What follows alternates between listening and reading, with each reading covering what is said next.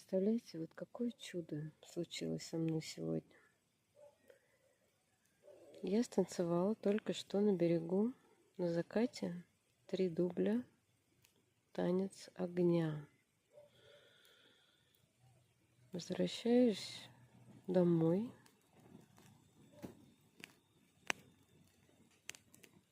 И встречаю костер, который кто-то оставил. Наложили дрова, ветки и ушли.